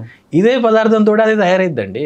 కానీ పులి గోరు మెడలో వేసుకుంటే అదే అంటారు, పులి చర్మం మీద కూర్చొని పూజ చేస్తే దేవుడు ప్రత్యక్షం అవుతాడు అంటారు కదా. అలా ఇప్పుడు అలా అనుకుంటారు కదా, మరి దీన్ని మీరు అందుకు వేస్తున్నారు అక్కడ. మనిషి గోరు కదా, మనిషి గోరు కదా, అంతే. ఇది మూఢనమ్మకాలు, మిత్స్ అనమాట అవన్నీ. ఇప్పుడు మీరు ఇందాక చెప్పారు కదా, కరెక్ట్ చెప్పారు అది. ఎందుకంటే నేను ఒక టైగర్ స్కిన్ ని సీజ్ చేశాను. సీజ్ చేసినప్పుడు అది పాపం దాన్ని చంపింది ఎక్కడంటే మహారాష్ట్రలో. స్కిన్ ని బెజూర్ వైపు పట్టుకొస్తుంటే మేము మాటేసి దాన్ని సీజ్ చేసాం, పట్టుకున్నాం. అది సేమ్ మీరు చెప్పినటువంటిదే. వాళ్ళు మేము ఎంక్వైరీ చేస్తే తెలియదు ఏంటంటే దాన్ని తీసుకెళ్ళి కూర్చొని దాని మీద కూర్చొని పూజ చేశారు. ఎందుకు, మీరు ఒక విషయం నేను చెప్తాను. మీరు ఎలాంటిదైనా తోలు లాంటిది మీరు కనుక వేసుకొని కూర్చుంటే కొద్దిసేపటికి మనకు అలా ఫీలింగ్ వచ్చేస్తుంది. ఎందుకంటే మన కండక్షన్ క్రిందికి పోదు. అంటే ఫర్ ఎగ్జాంపుల్ మీరు కొన్నిసార్లు చెప్పులు వేసుకొని స్లిప్పర్స్ వేసుకొని ఇంట్లో తిరుగుతూ ఉంటారు చూసారా, తిరిగినప్పుడు మన ఆటోమేటిక్గా మన లోపల కొంత ఎనర్జీ డెవలప్ అవుద్ది. ఆ డెవలప్ అయినప్పుడు అలా ఉన్నటువంటి వాళ్ళని కనుక మనం పట్టుకుంటే మనకు షాక్ వచ్చినట్టు అవుద్ది. మీరు గమనించినరో లేదో. ఎందుకు అవుతుంది? ఎందుకంటే వాళ్ళు వేసుకున్నటువంటి స్లిప్పర్స్ అది ఆ విద్యుత్ నిరోధకంగా ఉంటాయి, అందుకని క్రిందికి పోదు. నడుస్తున్నటువంటిప్పుడు ఏర్పడిన ఎనర్జీ వాళ్ళ బాడీలో అలాగే ఉంటుంది. ఎందుకంటే వాళ్ళు స్లిప్పర్స్ వేసుకున్నారు కదా. మీరు ఏమీ చెప్పులు లేకుండా మీరు వాళ్ళని పట్టుకున్నారు అనుకోండి, ఆ పవర్ మీ ద్వారా కిందికి పాస్ అవుతుంది. అప్పుడు మీకు ఆ షాక్ అనిపిస్తుంది. నేను ఇట్లా అనుభవించాను. కానీ కొంతమంది బెడ్షీట్లు పట్టుకుంటారు, అటువంటి వ్యక్తులు పట్టుకున్న షాక్ వస్తుంది.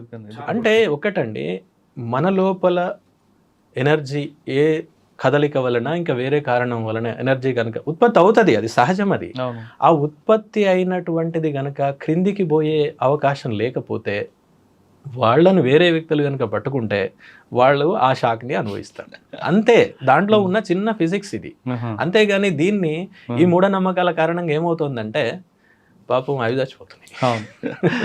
అది తర్వాత సార్, వన్యప్రాణుల వధ ఎలా జరుగుతుంది? ఇవి చాలా ఇంపార్టెంట్ సార్. ఇవన్నీ కూడా చంపడం, తినడం అనేటువంటిది అనాదిగా ఉంది, లేదని కాదు. ఆది మానవుడు ఈ అన్ని సందర్భంలో ఉన్నాయి. కానీ అప్పుడు వేరు, అప్పుడు వాటి యొక్క సంఖ్య అవన్నీ కూడా చాలా ఉన్నాయి. కానీ ఇప్పుడు ఆ పరిస్థితి లేదు. కొన్ని జాతులు పూర్తిగా అంతరించే పరిస్థితికి వచ్చేసినాయి. ఇప్పుడు అన్నీ మీరేమైనా రాబందులు కానీ, లేకపోతే టైగర్ కానీ, లేక ఇతరత్ర ఉన్నటువంటి జింకలు, దుప్పులు, ఇవన్నీ వీటిని ఇప్పుడు చంపేస్తే ఇక మొత్తానికే జాతులే పోతాయి. అంటే ఇంత ఉన్న నంబర్ కాస్త ఇంతకు వచ్చేసింది. మిగిలిన వాటిని కూడా తర్వాత బుక్స్లో ఉంటాయి, బుక్స్లో ఉంటాయి, ఏముండవు. మ్యూజియంలో బొమ్మలు చూస్తాం మనం. ఓకే, వీటిని చంపడం ఎలా చేస్తారంటే బరిసెలు పట్టుకొని వెళ్ళడం, బరిసెలతోటి రాత్రి కూడా హంట్ చేయడం, లేకపోతే బాంబులు పెడతారండి చిన్న చిన్న. అంటే ముఖ్యంగా ఈ పందులు ఇట్లాంటి వాటి విషయంలో అది చిన్న మురిగిపోయిన మాంసం కానీ, లేకపోతే మొక్కజొన్న వాటి కానీ అందులో బాంబు పెట్టేస్తే అది తెలియకుండా దాన్ని కొరుకుద్ది. అది కొరకడం వల్ల మొత్తం పేలిపోయి చచ్చిపోతాయి అవన్నీ కూడా. ఇలా కొన్ని చేస్తుంటారు. అన్నిటికంటే ఇప్పుడు బాగా నడుస్తున్నటువంటిది ఏంటంటే కరెంటు తీగలు వేయడం. కరెంటు తీగలు మనం అడవి పక్క నుంచి పోయేటివి ఉంటాయి కదా, కరెంట్ లైన్లు ఉంటాయి కదా, పవర్ లైన్స్. ఆ పవర్ లైన్ నుంచి దొంగతనంగా సన్నటి జిఐ వైర్ ఉంటుంది చూడండి, ఆ వైర్ని అక్కడి నుంచి పవర్ డ్రా చేసి కింద వేసేస్తారు. కింద ఒక 1/2 మీటర్ ఎత్తుతోటి సింపుల్గా ఇట్లా కర్రలు పెట్టి, లేకపోతే పక్కన ఇట్లా గుంజి కట్టి ఇట్లా వేస్తారు. సాయంత్రం వేస్తారు వీళ్ళు, 5-6 ప్రాంతంలో వేసేస్తారు. ఆ దారి గుండా పోయేటువంటి ఏ యానిమల్ అయినా దానికి తగిలిందంటే షాక్ గురైతే చచ్చిపోతుంది. అలా టైగర్లు కూడా చచ్చిపోయాయి. టైగర్ చనిపోయాయి, దుప్పులు, జింకలు ఎన్నో చనిపోయాయి, పందులు చనిపోయాయి, ఈవెన్ మనుషులు కూడా చనిపోయారు, పశువులు కూడా చనిపోయాయి. ఇలా చాలా జరుగుతున్నటువంటివి అనమాట. దీన్ని మనం బాగా అరికట్టాల్సి ఉంటుంది. దీనికి పోలీస్ హెల్ప్ కూడా మేము తీసుకుంటాము. అలాగే పవర్ సప్లై చేసే పవర్ డిపార్ట్మెంట్, ఎలక్ట్రిసిటీ, అది పెట్టడం కూడా క్రైమ్ కదండి. క్రైమ్, అది క్రైమ్. అట్లా అటువైపు నుంచి చూసినా క్రైమే. ఇటు మనుషులు చనిపోతున్నారు, పోలీసు వైపు నుంచి దొంగతనం కరెంట్ తీసుకోవడం నేరమే కదా. నేరమే ఇవన్నీ. కానీ ఇవి ఫారెస్ట్ విలేజెస్ లో జరుగుతుంటాయి ఇవన్నీ. ఈవెన్ అవగాహన లేక లేదా ఎవరు పట్టుకోరని భరోసా. అంతే, పట్టుకోవడం అని అంటే అదే తెలియదు. ఎందుకంటే వాళ్ళు ఈవినింగ్ వేస్తారు. మేమేం చేస్తుంటామంటే వాటిని అన్నిటిని ఎప్పటికీ ఎక్కడెక్కడైతే వేస్తుంటారో, అంటే అన్ని చోట్ల వేయరు, ఏదైతే లైన్ ఎక్కడ ఉంటుందో, యాక్సెసిబిలిటీ ఎక్కడ ఉంటుందో ఇవన్నీ చూస్తూ మేము ఎప్పటికప్పుడు వాటిని శానిటైజ్ చేస్తాం, తీసేయడం. లేకపోతే ఆ చేసినటువంటి వాళ్ళు ఎవరున్నారు వాళ్ళని మేము మళ్ళీ తీసుకెళ్ళి విచారించడము, ఈవెన్ కేసులు బుక్ చేయడము, పోలీస్ తోటి వాళ్ళకు కూడా కౌన్సిలింగ్ ఇప్పించడము, ఇలాంటివన్నీ నిరంతరం జరిగేటువంటి ప్రాసెస్ సార్ ఇదంతా కూడా. తర్వాత సార్, అడవులు వన్యప్రాణుల కాపాడడంలో ప్రభుత్వాలు పౌరుల బాధ్యత ఏమిటి, అటవీ శాఖ విధి ఏమిటి? ముఖ్యంగా మేము అటవీ శాఖ విధి ఏంటంటే అడవుల్ని వన్యప్రాణులు కాపాడడం, ప్రొటెక్షన్ అనేది ఏంటి మా మ్యాండేట్ అనమాట. అది మ్యాండేట్ ఉన్నదే అందుకు. రెండవది దాన్ని డెవలప్ చేయాలి, ఉన్నటువంటి అడవిని అంటే రకరకాల పనులు చేయడం ఇట్లాంటివి చేస్తాం. ఇదే ప్రభుత్వాలు ప్రజల విషయానికి వస్తే మీరు చూసే ఉంటారు, రాజ్యాంగంలోనే ఉంది ఆర్టికల్ 48 and 51లో, ఆదేశిక సూత్రాల్లో ఉంటుంది. అది ఆదేశ సూత్రాల్లో ఉంటుంది. ప్రాథమిక విధి కూడా వీటిని కాపాడడం అనేది సిటిజన్స్, పౌరుల విధి అంటే కేవలం వాళ్ళెవరో చేస్తారని కాదు, క్లియర్గా మీకు అడవులు వన్యప్రాణులను కాపాడాలి అని రాసి ఉంటుంది దాంట్లో.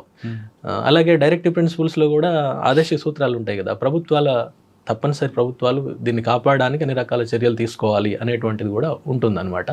సో వీటిని ప్రాధాన్యత రంగంగా దీన్ని గుర్తించాలి. అంటే ఏమైనా ఇప్పుడు మనం కేవలం ప్రభుత్వాల బాధ్యత కాదు, ప్రతి మనిషి తనని ఏ విధంగా కాపాడుకుంటున్నాడో ఆ విధంగా అడవిని కాపాడే బాధ్యత ఉంది.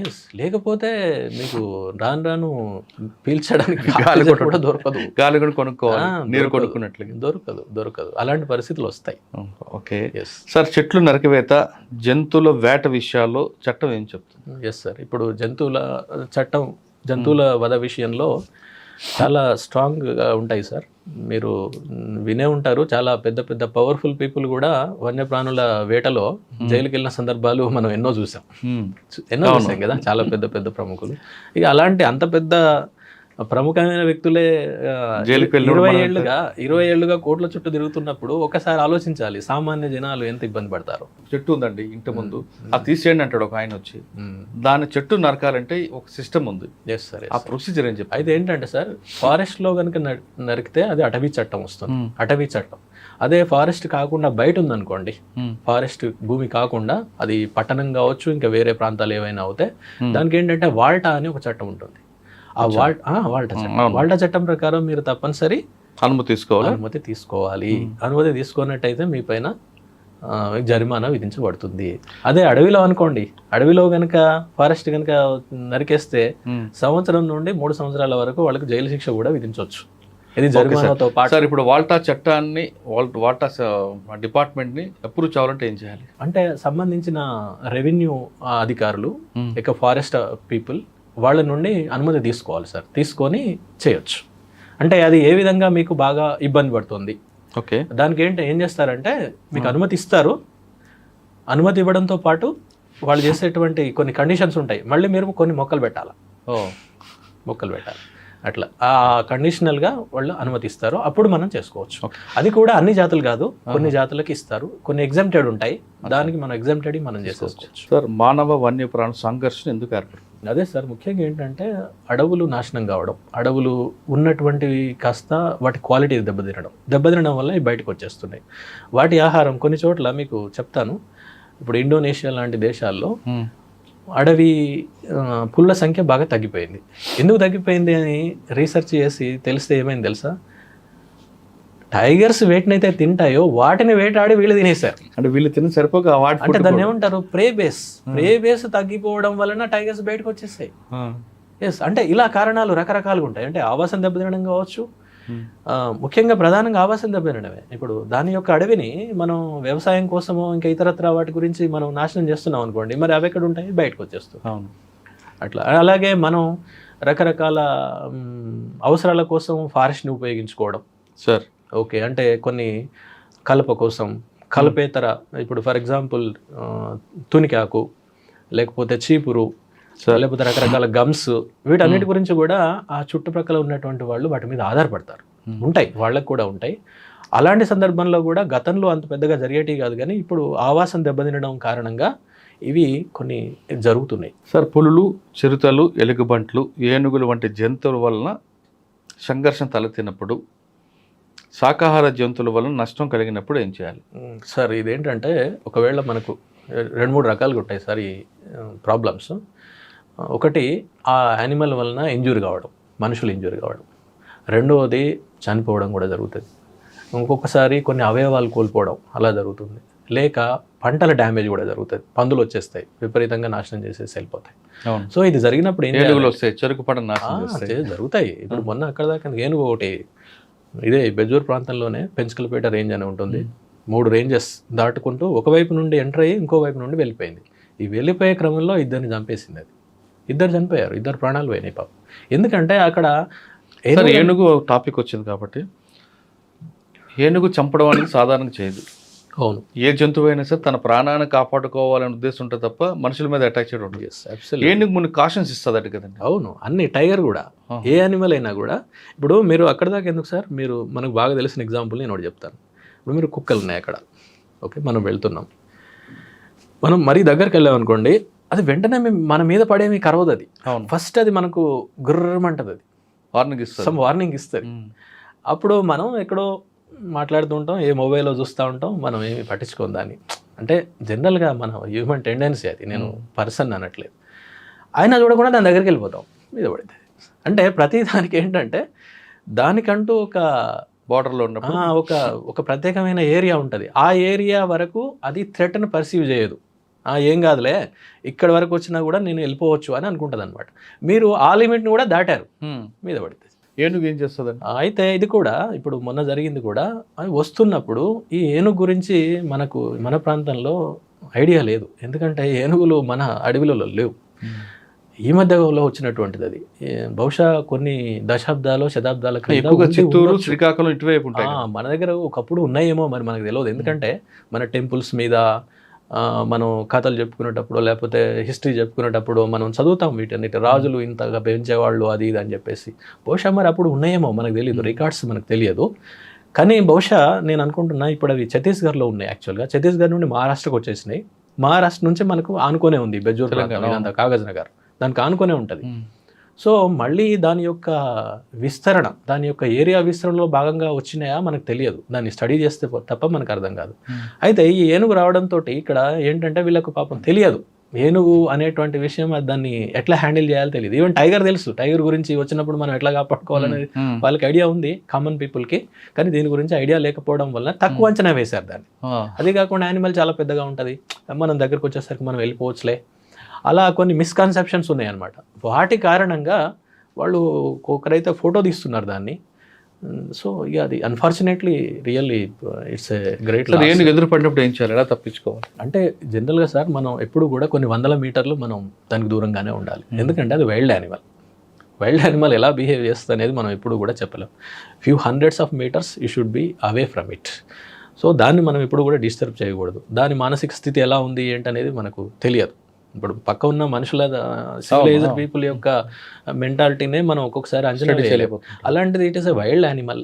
వైల్డ్ యానిమల్ యొక్క అది ఎలా ఉందో తెలియదు. మళ్ళీ అదేంటంటే ముఖ్యంగా మొన్న వచ్చినటువంటిది మస్తులో ఉంది అంటారు. మస్త్ అనేటువంటిది ఒక టెండెన్సీ అనమాట. అది ఎప్పుడంటే కొన్ని మగ ఏనుగుల్లో ఇప్పుడు మన కౌమార దశలో ఉన్న పిల్లలు ఎట్లయితే బిహేవ్ చేస్తారో అప్పుడు అవి కొంచెం అబ్నార్మల్గా బిహేవ్ చేస్తాయి. నార్మల్ బిహేవియర్ కాకుండా అబ్నార్మల్గా ఉన్నప్పుడు అది ఎలా బిహేవ్ చేస్తాయి అనేది మనం యూ కెనాట్ ప్రెడిక్ట్. సో ఏదైనా జరగచ్చు.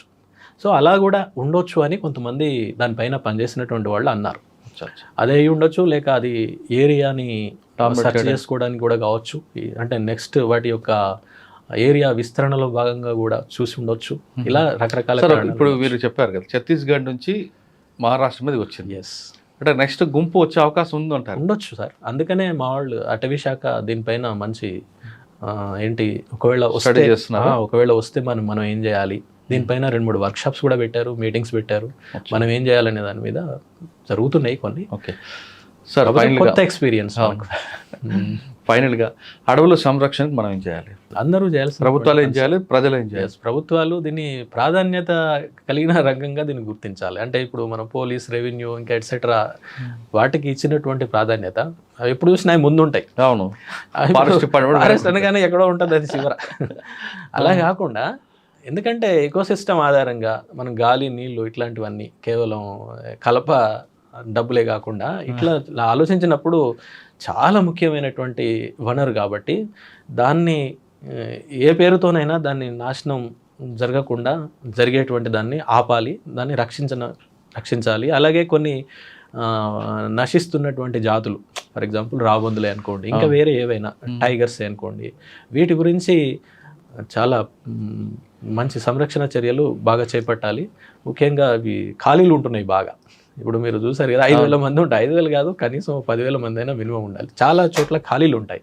అలా ఖాళీలు ఉండకుండా అంతా నింపేసి వీళ్ళకు ట్రైనింగ్స్ ఇట్లాంటివి ఇవ్వడము, దీన్ని కొంచెం స్ట్రెంథన్ చేయాలి సార్. స్ట్రెంథన్ కనుక చేస్తే తప్పకుండా ఉంటుంది. అలాగే ప్రజల్లో కూడా అవగాహన కల్పించాలి. మీరు మొదలుపెట్టిన దాంతో నేను ఏం చేస్తాను, అవగాహన అనేది చాలా ఇంపార్టెంట్ అన్ని చోట్ల. ఇప్పుడు మనం చిన్న చిన్న వాటికే ఎంతో, ఇప్పుడు ఒక చిన్న సబ్బో, టూత్పేస్ట్ ఉందనుకోండి, దాని మీద ఎంత ఖర్చు పెడతారు అడ్వర్టైజ్మెంట్ కోసం? లెక్కలేనంత ఖర్చు పెడతారు, మనకు తెలియకుండానే అది కొనిస్తాం వెళ్ళి. ఆ చిన్నది అది ఉన్నా లేకపోయినా పెద్ద it doesn't make any difference. But ఇంత పెద్ద విషయం ఇది, దీని గురించి కూడా రకరకాల మాధ్యమాల ద్వారా అవగాహన జనాల్లో కానీ అందరిలో సార్, నాట్ ఓన్లీ ఏది కామన్ పీపుల్ అని కాదు, ఈవెన్ ఎడ్యుకేటెడ్ చదువుకున్న వాళ్ళు కూడా, ఈవెన్ ఉద్యోగస్తులు కూడా, పోతే ఏమవుతుంది దాన్ని పోవడం వల్ల, రోడ్ వేసేస్తున్నాం, మాకు వస్తుంటాయి సమస్యలు, రోడ్ వైడనింగ్ అంటారు, ఏమైందండి అది పోతే పోయింది, వేయనివ్వండి అని మా కొంతమంది అధికారులు వాళ్ళు కూడా మా పైన ప్రెషర్ తీసుకొచ్చిన సందర్భాలు బోలెడు ఉన్నాయి. అలా చాలా తెలియదు వాళ్ళకి దాని గురించి. అంటే ఎప్పుడూ కూడా హ్యూమన్ సెంట్రిక్గానే ఆలోచిస్తూ ఉంటారు. కానీ ఇక్కడ చెట్లు, జంతువులు అనేవి కూడా, చెట్లు జంతువుల గురించి మాత్రమే మనం పనిచేయడం కాదు, మనుషుల గురించే పనిచేయడం. మనుషుల గురించే చెట్లను, జంతువులను కాపాడాలి. ఓకే, మనుషుల గురించి. ఫైనల్ ఇంకో క్వశ్చన్ అండి, ఈ డిపార్ట్మెంట్లోకి రావాలనుకున్న వాళ్ళకి మీరు ఇచ్చే మెసేజ్ ఏంటి? చాలా మంచి డిపార్ట్మెంట్ సార్ యాక్చువల్గా. అంటే ఇంత పెద్ద ఏమంటారు, ఆ చెట్లు, జంతువులు అనేవి మాట్లాడవు కదా. అవును, వాటి తరఫున మనం మాట్లాడాలంటే you are definitely a voice for the voiceless, తప్పకుండా. కాకపోతే ఏంటంటే ఇక్కడ చాలా రిస్క్ కూడా ఉంటాయి, ఛాలెంజింగ్ ఉంటుంది, అంత ఈజీ ఏం కాదు మనం అనుకున్నట్టు. ఏదో మీరు ఎడ్యుకేషన్ డిపార్ట్మెంటో లేకపోతే ఇంకా ఎన్నో డిపార్ట్మెంట్స్ ఉన్నాయి. అంటే అఫ్ కోర్స్ అందులో ఉన్న సాధక బాధకాల గురించి నేను ఎక్కువ మాట్లాడలేను. కానీ ఇది ఏంటంటే ఇది ఓపెన్ రిసోర్స్ సార్, ఇది ఓపెన్ రిసోర్స్. ఎవ్రీబడి, ప్రతి ఒక్కరూ నాదే అనుకుంటారు, కానీ దానికి ఎవరు ఏం చేయరు. ఇది మా ఆడే అంటారు, మరి ఆడే కరెక్టే, మరి మీరేం చేస్తున్నారు అడవిని దాన్ని కాపాడడానికి? దాంట్లో ఉన్నటువంటి మనం తీసుకుంటాం. సరే, దగ్గర ఉన్నటువంటి సముదాయాలు, సమాజాలు వాటి మీద ఆధారపడడం తప్పేం కాదు, కానీ దాన్ని నాశనం చేయకూడదు. ఎందుకంటే అది మన గురించి మాత్రమే కాదు, మన ముందు తరాలు అనుభవించారు. 10 తరాలు 50 తరాల ముందుకెళ్ళినా అదే అడవి మీకు ఉపయోగపడింది. మీ తరం కూడా పోయిన తర్వాత మళ్ళీ 50-100 తరాలు వస్తాయి. అన్ని తరాలకు కూడా అది ఉపయోగపడాలి. అలా కాకుండా మనం ఇప్పుడే మొత్తం ఎక్స్ప్లాయిట్ చేస్తే అది నాశనం అయిపోతుంది. అంటే ఇది ఒక రకంగా మా వాళ్ళు చెప్పే మాట ఉంటుంది ఒకటి, అంటే we are working for not only for this generation, but we are working for the generations to come. వచ్చే జనరేషన్స్ కూడా మనం చేస్తున్నాము అని మా కొంతమంది సీనియర్ ఆఫీసర్స్ మమ్మల్ని ఇన్స్పైర్ చేస్తుంటారు అనమాట. అంటే కొద్దిమంది ఉంటారు, there are certain people who are really guiding us. కాకపోతే రిస్క్స్ ఉంటాయి, నేను కాదనట్లేదు. చాలామంది వదిలిపెట్టిపోదాం అది ఇదని అనుకుంటూ ఉంటారు వేరే ప్రయత్నాల వల్ల, ఎందుకంటే వాళ్ళకు కొన్ని ప్రెషర్స్ కూడా ఉంటాయి అనమాట. ఇప్పుడు నేను మీకు ఇందాక అన్నాను కదా, చదువుకున్న వాళ్ళే సహకరించట్లేదు, వేరే ఇతర ఉద్యోగస్తులే సహకరించారు. పోతే ఏమవుతుందండి, అదేం పోతే ఏమవుతుంది, వేసేద్దాం, రోడ్ వేసేద్దాం, లేకపోతే అది కట్టేద్దాం, ఇది కట్టేద్దాం. కరెక్టే సార్, దానికి ఒక ప్రొసీజర్ ఉంది కదా. ఇప్పుడు ఒకటి మీరు రోడ్డు వేయాలన్నా, వేరే ఏదైనా కట్టాలన్నా కూడా, నేను ఇక్కడ మీకు ఒక మాట చెప్పాలి, ఎలాంటి డెవలప్మెంటల్ వర్క్స్కి ఫారెస్ట్ డిపార్ట్మెంట్ ఏం వ్యతిరేకం కాదు. మీరు ఒక రోడ్ వేస్తున్నారు, చిన్న రోడ్డు కాస్త 4 లేన్ల రోడ్ వేశారు, దానికి పర్మిషన్ తీసుకోవాలి. ఒకటి అటవీ సంరక్షణ చట్టం 1980, ఫారెస్ట్ కన్జర్వేషన్ యాక్ట్ 1980 అని ఒకటి ఉంటుంది. అది ఏం చెప్పిద్దంటే, మీకు ఫర్ ఎగ్జాంపుల్ మీకు ఒక 100 ఎకరాల భూమి కావాలి ఒక రోడ్డుకి, మీరు 100 ఎకరాల భూమి మళ్ళీ వేరే చోట ఇవ్వాలి. ఇచ్చి మీరు ఇచ్చేటువంటి భూమిలో ఎట్లాగో చెట్లు ఉండవు, మళ్ళీ చెట్లు పెంచే విధంగా డబ్బులు కూడా ఇవ్వాలి. ఓకే, అయిన తర్వాత మీకు ఇది హ్యాండ్ ఓవర్ చేస్తారు. కరెక్టే కదా అది. రైట్. అట్లా లేకపోతే ఏమవుతుంది, ఉన్నది కాస్త పోతుంటుంది కదా, అవునండి, చివరికి అక్కడ ఏం మిగలదు, ఇక అడవి ఏం మిగలదు. రైట్. ఇది అందరూ ప్రొసీజర్ ఫాలో కావాలి. ఇంకా దురదృష్టం ఏంటంటే కొంతమందికి ఇది ఉన్న సంగతి కూడా తెలియదు. కొంతమంది ఏమో నిర్లక్ష్యం చేస్తారు. ఏం కాదులేండి, ఏమున్నది, చిన్నదే కదండి, దానికి ఏమవుతుంది, మీరు చేసేయండి అని మాట్లాడే వాళ్ళు కూడా చాలామంది ఉంటారు. కానీ ఎప్పుడైతే ఈ అవగాహన కల్పించడం అనేది జరిగితే, ఈవెన్ కోర్టుల్లో కూడా సార్, కోర్టులోకి వెళ్ళినప్పుడు కూడా ఎలా ఉంటుందంటే, ఈవెన్ మ్యాజిస్ట్రేట్స్ అట్లాంటి వాళ్ళకి మేము సార్ ఈ చెట్లు కొట్టారు, జంతువులు కొట్టారు అంటే, వాళ్ళు ఈ మనుషులకు సంబంధించి ఎన్నో చూసుంటారు కదా, మనుషులదే పెద్ద పట్టించుకున్నప్పుడు ఈ జంతువులది ఏముందండి అన్న మాట్లాడే సందర్భాలు కూడా చాలా ఉంటాయి. కానీ మేము వాళ్ళకి కన్విన్స్ చేయాలి, అట్లా కాదు సార్, ఇలా ఉంటుంది, మీరు దీన్ని ఇట్లా చేయండి. అలాగే ఎవిడెన్సెస్, అది కూడా పెద్ద సమస్య మాకు. ఎందుకంటే ఇది అడవులలో జరుగుతాయి సార్, అవును, లోపల ఎక్కడో జరుగుతుంది. అక్కడ ఎవడు మీకు ఎవిడెన్స్ ఇస్తాడు, అడుగుతాడు. ఇవి చాలా వరకు ఇదో పెద్ద తలనొప్పి అయిపోతుంటుంది. అయినప్పటికీ మేము రిమైండ్ చేస్తుంటాము, ఛార్జ్ షీట్స్ వేస్తుంటాము, చూస్తుంటా. అంటే మా సిబ్బంది, పరిమితమైన సిబ్బంది ఉన్నప్పటికీ కూడా we try best to do our level best. Okay, చూస్తుంటాం. సమస్త మానవాళి హాయిగా ఆరోగ్యంగా ఉండాలంటే అడవులు అవసరం అంటున్నారు రామ్మోహన్ గారు. అడవిని కాపాడే బాధ్యత కేవలం అటవీ శాఖ ఒకటే కాదు, ప్రతి ఒక్కరు కూడా బాధ్యతగా తీసుకుంటే అడవి అనేది మనకే కాదు భావి తరాలకు కూడా ఎంతో ఉపయోగపడుతుంటారు. ఒకవేళ అడవి కానీ కనుమరుగైతే అది కేవలం పుస్తకాలు మాత్రమే పరిమితి అయితే కరోనా లాంటి పరిస్థితులు మరొకసారి వచ్చే అవకాశం ఉందని చాలా స్పష్టంగా తెలుస్తుంది. ఇది రామ్మోహన్ గారితో ఎక్స్క్లూజివ్. వచ్చే వారం మరొక ఇష్టం మళ్ళీ కలుద్దాం. అంతవరకు నమస్తే. Thank you sir, thank you very much. నమస్తే. మీరు ఎంత సబ్జెక్ట్ ఇచ్చారంటే వినే వాళ్ళకి మరి వాళ్ళు ఏ విధంగా తీసుకుంటారో చూడాలి. తప్పకుండా సార్, థ్యాంక్ యూ. నమస్తే.